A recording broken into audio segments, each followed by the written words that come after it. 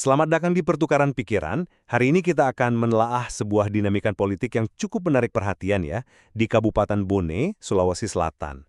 Fokusnya adalah Dewan Perwakilan Rakyat Daerah atau DPRD Bone, di mana mayoritas anggotanya, tepatnya 35 orang, telah mengajukan mosi tidak percaya terhadap Ketua DPRD, Ibu Andi Tenri Walinonong. Betul sekali. Mosi ini didasarkan pada dugaan pelanggaran tata tertib dan juga kode etik. Tapi yang menarik, ada juga suara dari sebagian kecil anggota yang menolak langkah ini dan lebih memilih penyelesaian secara internal. Jadi perdebatan kita hari ini akan berpusat pada pertanyaan, apakah mosi tidak percaya ini adalah langkah kontrol kelembagaan yang memang diperlukan untuk menjaga kehormatan dan fungsi DPRD Bone? Atau jangan-jangan ini lebih merupakan eskalasi konflik internal yang sebenarnya bisa atau mungkin seharusnya diselesaikan melalui jalur musyawarah kekeluargaan? Oke, dalam perbincangan kita kali ini, saya akan berargumen bahwa mosi tidak percaya ini merupakan langkah yang valid dan bahkan mungkin mendesak ya, berdasarkan bukti-bukti dugaan pelanggaran yang diajukan oleh mayoritas anggota dewan itu sendiri. Sementara saya akan mencoba menawarkan perspektif yang sedikit berbeda. Saya akan mempertanyakan efektivitas dan mungkin juga dampak dari pendekatan mosi ini, sambil melihat argumen untuk penyelesaian konflik secara internal sebagai alternatif yang patut dipertimbangkan demi stabilitas lembaga. Baik, mari kita mulai dengan argumen saya. Mosi tidak percaya yang diajukan oleh 35 anggota DPRD Bone ini bukan langkah sembarangan. Angka 35 itu mewakili lebih dari 75% total anggota dewan. Sebuah mayoritas yang sangat signifikan. Yang lebih menggarisbawahi keseriusan ini adalah fakta bahwa dukungan datang dari lintas fraksi. Bahkan seluruh anggota fraksi Gerindra, yang notabene adalah partai asal ibu ketua DPRD sendiri, ikut menandatangani. Begitu juga dengan 3 wakil ketua DPRD lainnya. Ini sinyal kuat bahwa masalah yang diangkat ini dianggap fundamental oleh sebagian besar elemen di Dewan. Nah, dasar mosi ini, seperti tertuang dalam surat tertanggal 10 Oktober 2024 itu, adalah serangkaian dugaan pelanggaran tata tertib dan kode etik. Ibu Ketua dinilai sering mengambil sikap yang dianggap tidak mencerminkan asas kepemimpinan kolektif kolegial, yaitu prinsip pengambilan keputusan bersama dan setara di antara para pimpinan dewan yang jelas diamanatkan baik oleh UU nomor 23 tahun 2014 tentang pemerintahan daerah maupun tata tertib DPRD Bone 2024, khususnya pasal 65. Tuduhan ini tidak abstrak, ada contoh konkret yang diajukan, misalnya penolakan menandatangani rekomendasi calon sekretaris Dewan, Sekwan yang sudah melalui proses asesmen dan disepakati fraksi-fraksi. Kabarnya hanya karena alasan komunikasi personal.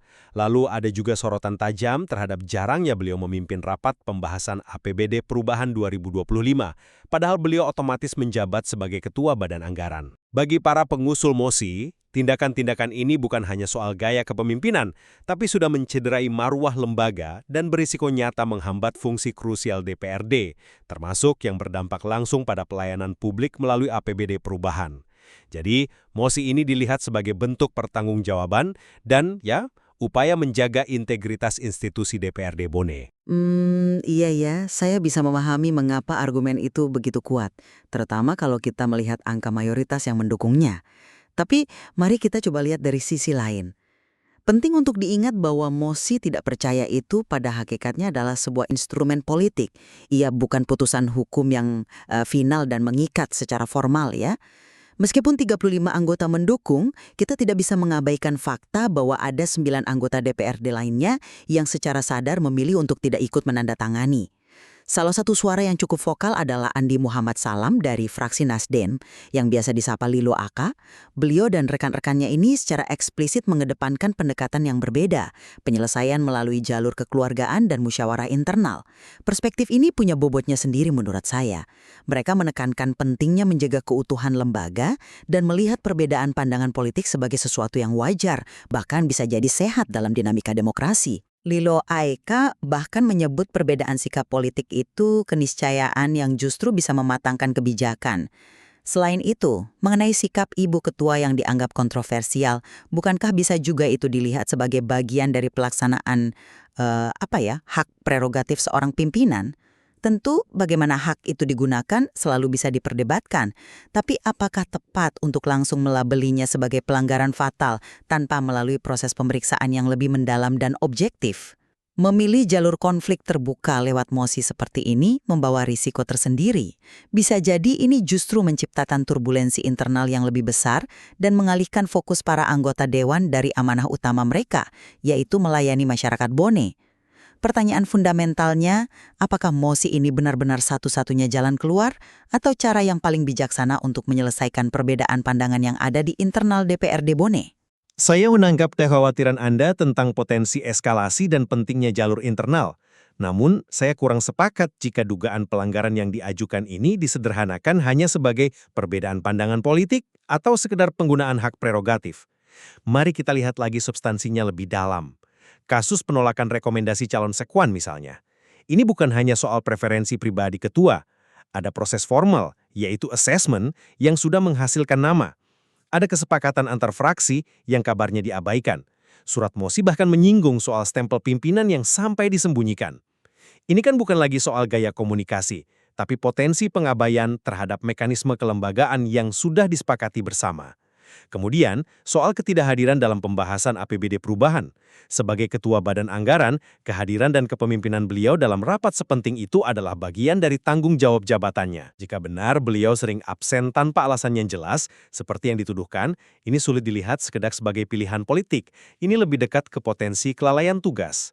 Dan satu lagi, soal tuduhan bahwa rapat alat kelengkapan Dewan, AKD, dianggap tidak sah hanya karena tidak diketahui oleh ketua secara pribadi, padahal surat undangan rapat sudah melalui mekanisme pimpinan DPRD.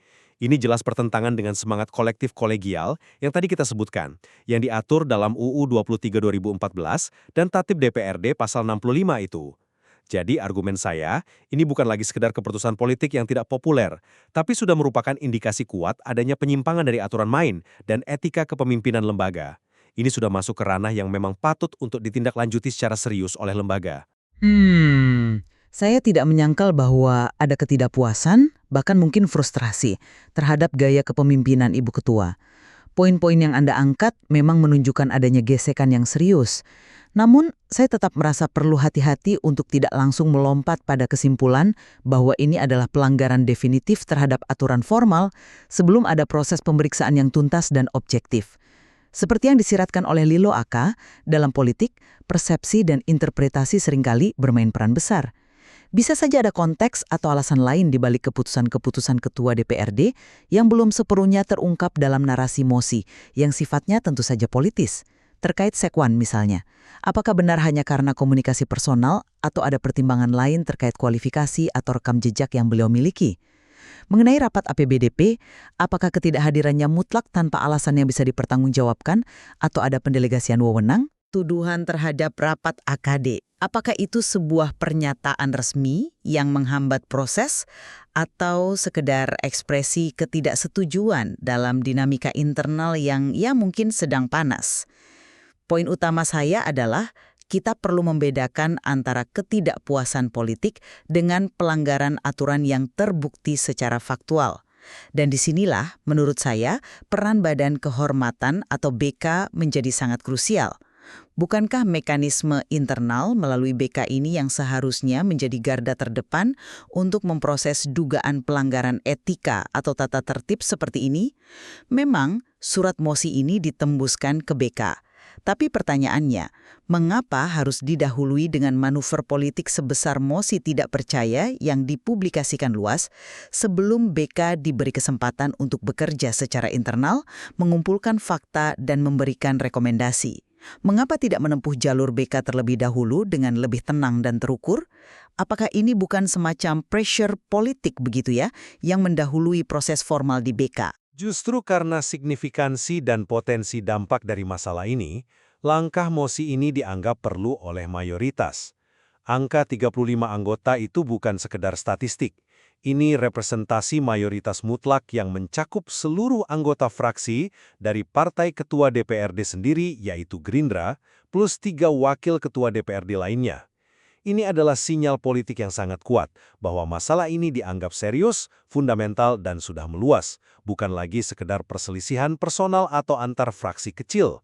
Ini menunjukkan erosi kepercayaan mayoritas yang mendasar terhadap kepemimpinan saat ini. Kalau hanya sekedar perbedaan pandangan biasa atau masalah kecil, saya ragu dukungan sebesar dan seluas ini akan muncul, apalagi dari rumah politiknya sendiri kan? Penting juga dicatat, surat mosi tidak percaya ini tidak berhenti hanya pada pernyataan sikap. Secara eksplisit, surat yang ditandatangani oleh Hijat Adriani mosi ini sebagai langkah awal yang diperlukan untuk memicu proses formal di BK, tapi dengan tekanan politik yang kuat agar BK tidak lamban atau ragu-ragu. Mungkin ada persepsi di kalangan mayoritas bahwa jalur biasa melalui BK saja tidak akan cukup efektif atau cukup cepat untuk mengatasi masalah yang mereka anggap sudah sangat mendesak dan merugikan lembaga. Iya, saya akui kekuatan angka mayoritas itu dan tekanan politik yang dihasilkannya. Tidak bisa dipungkiri. Namun kita juga tidak boleh begitu saja mengabaikan suara 9 anggota yang memilih jalur berbeda. Perspektif mereka yang mengedepankan musyawarah dan kekeluargaan itu juga merupakan bagian yang sah dari dinamika internal lembaga ini. Suara mereka berfungsi sebagai pengingat penting tentang potensi kerusakan kolateral yang bisa timbul akibat konflik yang dibiarkan terbuka. Mosi tidak percaya dengan publisitas yang menyertainya berisiko memperkeruh suasana internal dan memperdalam polarisasi di dalam tubuh dewan. Ini kemudian memunculkan pertanyaan kritis. Apa sebenarnya tujuan akhir di balik manuver mosi ini? Apakah murni untuk perbaikan institusional melalui penegakan aturan dan etika? Ataukah ada agenda politik lain, misalnya pergantian kepemimpinan yang dibungkus dengan narasi pelanggaran etik? Saya tidak bermaksud menuduh, tapi dalam arena politik motif seringkali berlapis-lapis dan tidak sesederhana yang tampak di permukaan.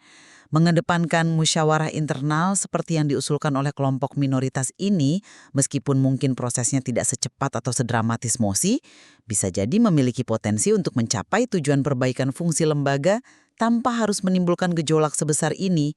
Mungkin bisa ada ruang untuk klarifikasi, komitmen perbaikan perilaku dari ketua, atau bahkan sanksi internal melalui BK yang bersifat mendidik, tanpa harus langsung menuju tuntutan penggantian yang sangat kental nuansa politisnya. Bicara soal dampak, argumen saya justru sebaliknya. Tindakan ketua DPRD yang diduga mengedepankan ego personal dan mengabaikan mekanisme itulah yang sudah menimbulkan dampak negatif atau setidaknya berpotensi besar menimbulkan dampak negatif. Surat mosi secara eksplisit menyatakan bahwa sikap beliau telah menghambat proses pembahasan dan penetapan APBD perubahan tahun anggaran 2025. Ini bukan isu main-main. Keterlambatan atau hambatan dalam APBD perubahan bisa berdampak langsung pada roda pemerintahan, pelayanan publik, dan pelaksanaan program pembangunan di Kabupaten Bone. Ini menyangkut hajat hidup orang banyak. Selain itu, tindakan-tindakan yang dianggap melanggar prinsip kolektif kolegial dan mengabaikan kesepakatan fraksi itu seperti yang dituduhkan secara inheren sudah mencederai marwah dan kredibilitas lembaga DPND itu sendiri, baik di mata publik maupun di mata mitra kerja pemerintah daerah. Jadi, dari sudut pandang ini, mosi tidak percaya bukanlah penyebab kerusakan, melainkan sebuah respons terhadap kerusakan yang diduga sudah terjadi atau berpotensi semakin parah akibat tindakan pimpinan. Mosi ini adalah upaya mayoritas anggota dewan untuk, istilahnya, menarik rem darurat, menghentikan dampak negatif lebih lanjut, memulihkan fungsi lembaga agar berjalan sebagaimana mestinya, dan pada saat yang sama menegakkan akuntabilitas pimpinan. Ini sinyal bahwa lembaga ini masih punya mekanisme kontrol internal ketika kepemimpinan dianggap keluar jalur. Saya melihatnya dari perspektif dampak yang berbeda. Justru konflik terbuka yang dipicu oleh mosi tidak percaya inilah yang berpotensi lebih merusak citra DPRD Bone di mata publik.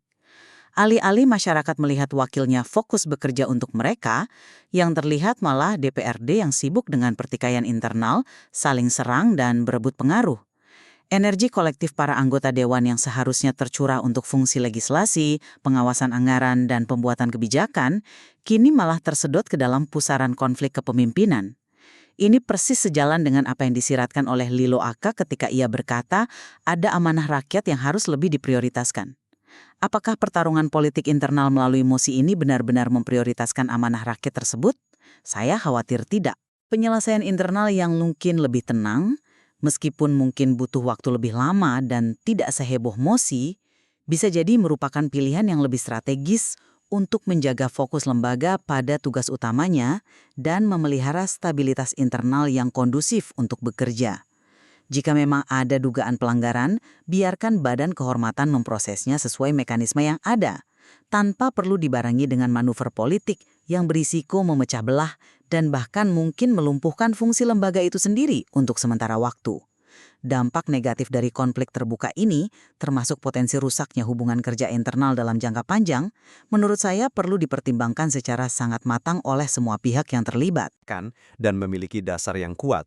Dukungan signifikan lintas fraksi, termasuk dari partai ketua sendiri dan para wakil ketua, serta rujukan pada dugaan pelanggaran spesifik terhadap tata tertib, kode etik, dan prinsip kepemimpinan kolektif kolegial menjadi fondasinya.